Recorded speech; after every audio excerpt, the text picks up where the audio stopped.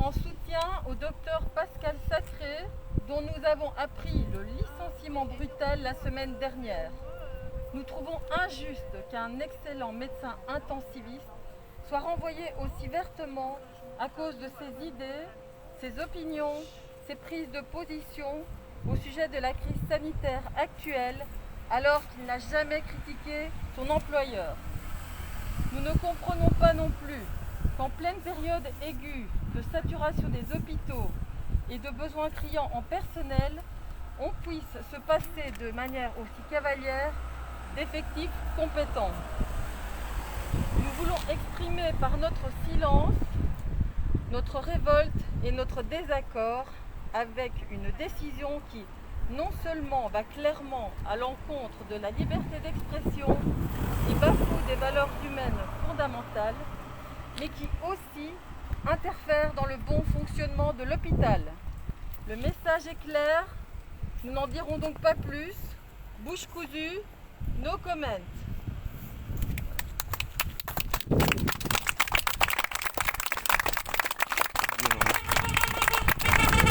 Ils sont une trentaine à contester, manifester. Pascal Sacré, il a critiqué essentiellement deux choses. Il a porté un avis contradictoire sur les tests PCR. Et deuxième chose, il a dit que la crise actuelle était surtout due à la réduction des lits d'hôpitaux qui a lieu en Belgique depuis des années. On dit qu'il y a énormément de maladies qui, en avril et après, n'ont pas été diagnostiquées, notamment des infarctus. Il y a énormément de cancers, de lymphome et de leucémie qui ont eu un retard de 7 mois de diagnostic. C'est-à-dire que c'est des gens qui vont mourir à cause qu'il n'y a pas eu de diagnostic. Donc c'est énorme. Autre chose, les enfants qui naissent et qui voient des gens masqués, donc alors qu'on sait que le contact visuel, notamment pour l'apprentissage du langage, est essentiel, mais aussi pour la compréhension des émotions. Alors cette crise, nous on pense que c'est aussi évidemment une crise médiatique, c'est-à-dire que les médias font peur depuis le début. C'est des fils infos toutes les heures, si pas toutes les demi-heures, avec le nombre de morts, le nombre de cas, et l'impossibilité de venir avec un discours contradictoire. Pascal Sacré dit aussi, dans une société humaine saine, on aurait des médias officiels au moins neutres, au mieux critiques à l'égard du pouvoir. Certains posts de Pascal Sacré, alors qui avait écrit un article où il disait une société saine aurait dans tous les domaines de la vie, en premier lieu celui de la santé, des conseils et des comités composés d'experts indépendants, de marchands, des vendeurs, de l'industrie. Donc ça c'est la question des conflits d'intérêts, dont le 15 avril, quand j'ai posé la question à Mme Wilmès, elle n'a pas du tout voulu entendre parler. Monsieur, je n'ai pas l'intention de vous interrompre, mais si vous avez l'intention de donner les CV de l'entièreté des gens qui travaillent et qui, comme n'importe qui d'autre, il y a plus de 10 millions de Belges qui aimeraient bien savoir. Privacy. Donc Pascal Sacré sort du médico-médical pour poser la question aussi des intérêts qui privés, des intérêts des médecins qui nous parlent, Van Latem, Van Ranst, et tout cela, d'où ils viennent. On sait qu'ils ont été payés à l'époque par GSK, qu'on ne quitte pas GSK comme ça. Ils sont tous dans ce gouvernement quasiment liés à... Ils ont tous des intérêts financiers. Alors il raconte que la situation n'est pas identique partout. Donc, il y a effectivement des hôpitaux qui commencent à rencontrer des difficultés, d'autres nettement moins. Il y a des endroits où c'est beaucoup plus calme. Là, on vient de rentrer dans le grand hôpital de Charleroi, ça a l'air très calme. Ça a l'air assez calme. D'ailleurs, la situation ne doit pas être si grave que ça si on peut se passer de personnes de si grande qualité au beau milieu de la pandémie. Mais on sait pas où. On nous a enlevé 80% de nos droits humains et de nos droits démocratiques sur un virus, sans se demander d'où il venait, pourquoi il était là. Quand on voit le nombre de morts à cause du Covid, mais pas du Covid, comme le professeur Friedman l'a signalé, 4800 morts, ça mérite combien de prison pour combien de gens? Ouais, et puis le nombre de morts qui vont être dus aussi aux effets collatéraux du confinement, tout à fait. Du couvre-feu, des écoles, des enfants qui souffrent quand même. Pensons aussi aux ados, aux jeunes. Alors il paraît qu'il y a de plus en plus de jeunes qui parlent de suicide, qui vont chez les psys. On peut penser aussi aux détenus qui sont complètement enfermés encore plus qu'avant. Tout à fait. En plus, il faut rappeler, c'est notamment ce qu'a dit Pascal Sacré, que les tests positifs, on les confond avec des cas. Alors le test PCR, il ne fait pas la distinction entre un virus qui est mort, qui est là depuis, un débris de virus qui est là depuis un mois ou deux, et donc vous arrivez, vous retrouvez avec un test positif, mais en fait vous avez été contaminé il y a 2 mois. Pourquoi est-ce qu'on n'a pas de grippe en plein été? C'est parce qu'on ne teste pas. Mais si on testait la grippe, si on faisait du dépistage d'influenza au mois de juillet, on aurait aussi des porteurs asymptomatiques d'influenza. Donc ça c'était le grand jeu. C'est ce qui permettait à Cienzano de dire qu'on était en pleine épidémie. Au mois de mars, c'était le nombre de morts. Et puis le nombre de morts a commencé à diminuer, donc on a changé de critère, ça a été le nombre de cas. Et aujourd'hui on rechange de critère, puisqu'il n'y a ni mort.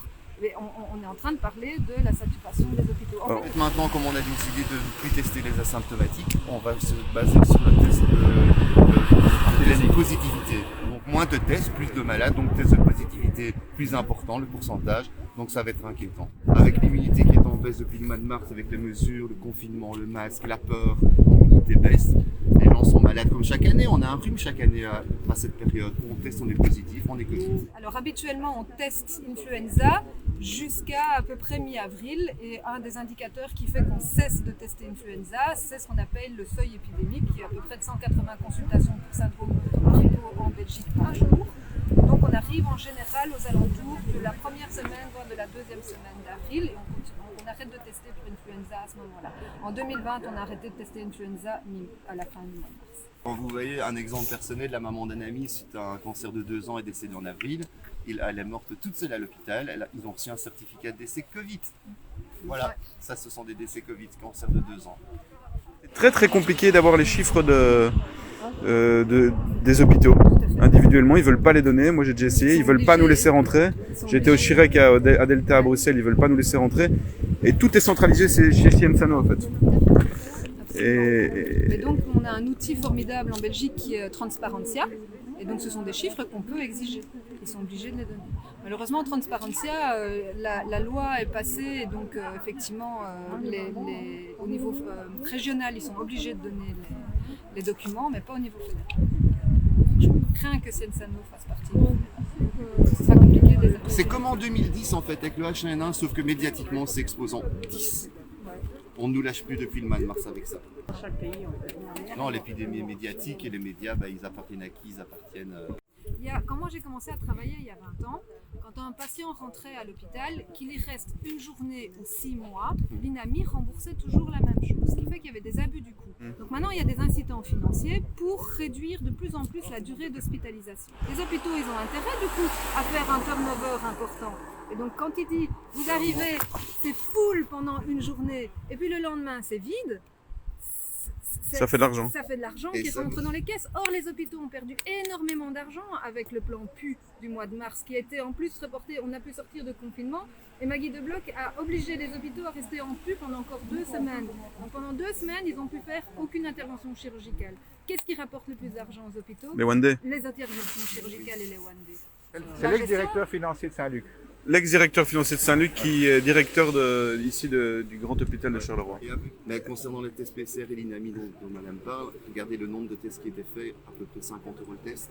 Regardez un peu ce que ça coûte à la Sécu. Des gens qui ont un rhume. Des gens qui ont un rhume se font tester. Ils sont en train de couler la Sécu. Ils sont en train de couler la Sécu. Il y a matin, vous avez entendu le ton de la première, en principe la radio sérieuse de Belgique. Bertrand Encore des cas aujourd'hui, génial. On en a 15 de plus. Jamais on va dire, tiens, aujourd'hui, autant de personnes sont sorties de l'hôpital en bonne santé. Jamais. On vient vous donner des infos anxiogènes, on joue sur votre instinct de survie, parce qu'on est attentif quand on a peur, c'est le cerveau reptilien, donc on est accro aux médias, et puis le cerveau limbique, les émotions, il s'affole, et le cortex, il réfléchit plus, donc pour ne pas s'effondrer psychiquement, on se raccroche aux infos qu'on connaît. Ça n'est pas facile d'admettre qu'on a cru faire bien pendant des années, qu'on a cru aider les gens, qu'on a cru, je parle que ce soit les gens qui travaillent chez GSK, les infirmières comme moi, les médecins, et ce sont des drames personnels qui en général viennent complètement bousculer vos croyances, mais se remettre en question, c'est pas ça. Avoir un système immunitaire en 2020, c'est devenir complotisme. Prendre de la vitamine C, de la vitamine D. Ils en ont jamais parlé. Ils n'en parlent pas, c'est le cocktail, ça. Vous faites de l'exercice. D'exercice, mais ils ont fermé les piscines, ils ont fermé les salles de sport, ils ont tout fermé. Parce que ceux qui nous traitent de complotistes, pourquoi on ne peut pas aller débattre de ça? Par contre, vous pouvez faire du télétravail, vous pouvez aller bouffer un paquet de chips ou aller au drive de McDo pour continuer à vous engraisser avec des mauvaises graisses et des oméga 6. Ce qui est assez extraordinaire, c'est qu'en fin de compte, Pascal Sacré, dans son discours, il a défendu le secteur de la santé. Il a défendu sa hiérarchie. Mais comme ça gênait la hiérarchie, ils l'ont jeté. Il disait la vérité, il donnait plus de précisions sur les tests PCR, il donnait plus de précisions sur le vrai état de malade ou pas malade et tout ça. Et il défend le secteur. Le secteur a été écrabouillé depuis 20 ans. Vous avez vu que Van den Broek a fait une larme à Montlégia. Et il est depuis 26 ans au pouvoir. C'est lui qui a été dans toutes les réductions de lits et de personnel dans la santé. Et puis il verse une loi, une larme. Montlégia, c'est quoi? C'est du spectacle. C'est vraiment le n'importe monsieur quoi. qui a été corrompu avec Augustin. Van den Broek. Oui, en plus. Je suis si triste pour les gens que je croise en voiture qui ont leur masque tout seul parce qu'ils sont vraiment dans la peur. Et ça, c'est vraiment écœurant pour moi. C'est vraiment le pire. C'est voir quelqu'un qui est seul dans sa voiture avec un masque. Quelle est la raison? Être contaminé par radiocontact ou par PC21? En tout cas, là, on a presque 1100 personnes qui nous suivent en direct, ce qui est pas mal. C'est du direct. Ah ouais, c'est du direct. Salut les éveillés! Salut les éveillés!